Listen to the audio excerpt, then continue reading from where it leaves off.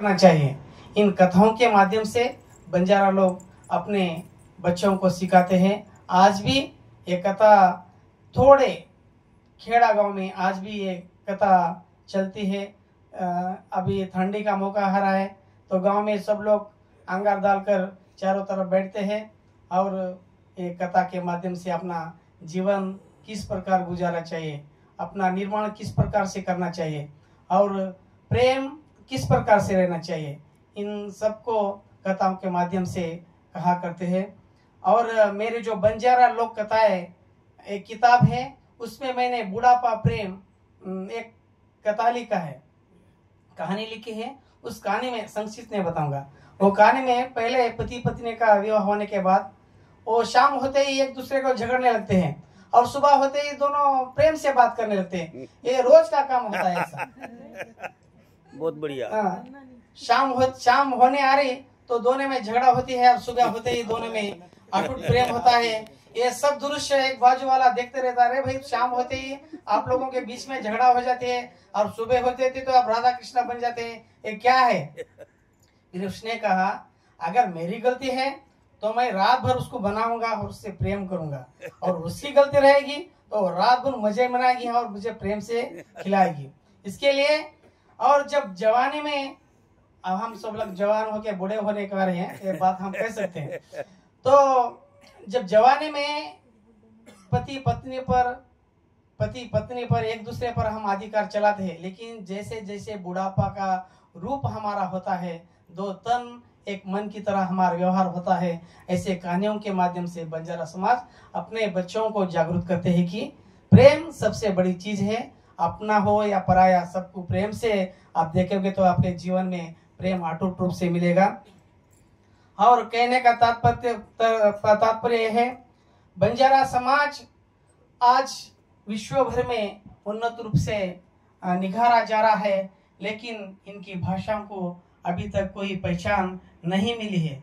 बहुत से लोग महाराष्ट्र रेंदो, उत्तर प्रदेश, मध्य प्रदेश, राजस्थान, हर जगह पर बंजारा समाज साहित्य पर विशेष रूप से कार्य किया जा रहा है, लेकिन जो विशेष रूप से समाज संस्कृति को जो महत्व मिलना चाहिए वो बहुत कम रूप से मिल रहा है।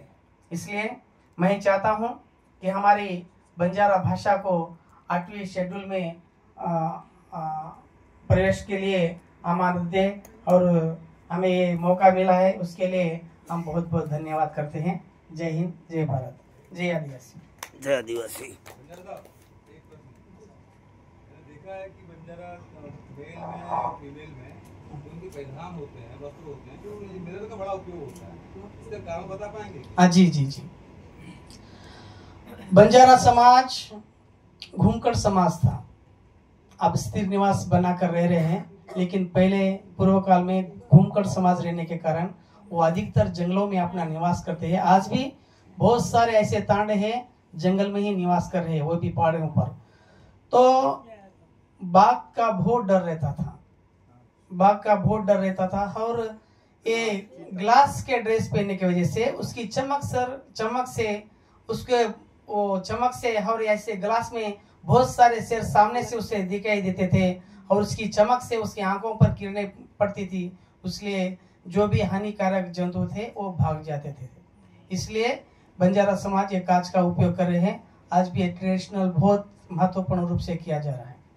बहुत बढ़िया। और सर एक मेरा प्रश्न है, हेलो, सीनक वाले बंजारा और लाल पगड़ी वाले बंजारा, लाल पगड़ी वाले बंजारा और सीनक वाले बंजारा, इसमें क्या अंतर है? सीनक बंजारा, हाँ, अभी लाल पकड़ी, अब मैं भंगा। अब मुझे देखकर आप लोगों का एहसास हो रहा होगा कि मैं भी एक सैनिक के रूप में आप लोगों के सामने दिख रहा हूँ, सैनिक या राजा के रूप में आप लोगों को मैं दिख रहा हूँ।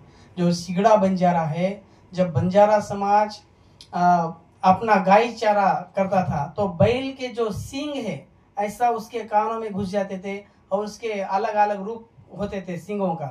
तो वो सींग के काम करने के लिए बंजारा समाज के साथ वो भी निवास करता था। वो भी बंजारा समाज के एक हिस्सा है। बंजारा समाज केवल एक नामों से नहीं, बंजारा समाज के अनेक नामों से। अब मैं कविता सुनाऊंगा, चित्तौड़गढ़ पर। तन मारो थगोरे मन मारो धापो कोनी, चित्तौड़गढ़ पर राज करेनी मारी आशिया अभिलाषा अधूरी रह चाली। वाह। तो बंजारा लोहा बंजारा कहते हैं कि महाराज ये मारो वचन से तमाती, महाराज ये वचन हमारा तमाती, जते लगस चित्तौड़गढ़ पर हम राज को नहीं करिया, ओते लगस जमी पर सोया, घरे माई को नहीं रिया, गावड़ी बढ़ते थी हम, बलद गाड़ी थी हम, सारी देशों भ्रमण करतानी, लोहेरो धंधो करिया करतानी। वो बंजारा समाज वाले इस प्रकार से आने के, मैं इसका अर्थ आप लोगों को बताऊंगा। जब महाराणा प्रताप उस अवस्था में पहुंच गए थे, जब चित्तौड़गढ़ उसके हाथ से चला गया था, जब राजा जी कहते हैं कि तन मेरा थक गया, मन भी मेरा थक गया, लेकिन चित्तौड़गढ़ पर जो मेरी राज करने की आशा अभिलाषा है वो अधूरी रह गई। जब बंजारा समाज कहता है कि महाराज अब निस्वार्थ रहे, हम जब तक बंजारा समाज, जब तक हम चित्तौड़गढ़ पर राज नहीं करेंगे तब तक हम धरती पर सोएंगे, गाय बैलों से घूमते हुए और बैलगाड़ियों से घूमते हुए लोहा का धंधा करेंगे। और आज भी वो लोग इसी प्रकार आप लोगों को कहीं घूमते हुए दिखते हुए मिलेंगे। उनके पास एक गाड़ी, एक दो बैल और लोहा का सामान कर वो बेचते हुए अपना जीवन गुजार रहे हैं।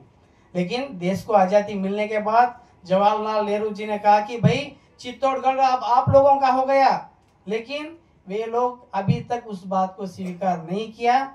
इसलिए वो ये जो जुबान को वो अभी भी बरकरार रखते हुए देश पूरा भ्रमण कर रहे हैं। धन्यवाद, इस मौका के काबिल बनाया। धन्यवाद डॉक्टर जयदेव इंद्र सिंह जी, इतना सुंदर बात रखा हुआ है इधर। अभी हम आमंत्रण देता है वीरेंद्रनाथ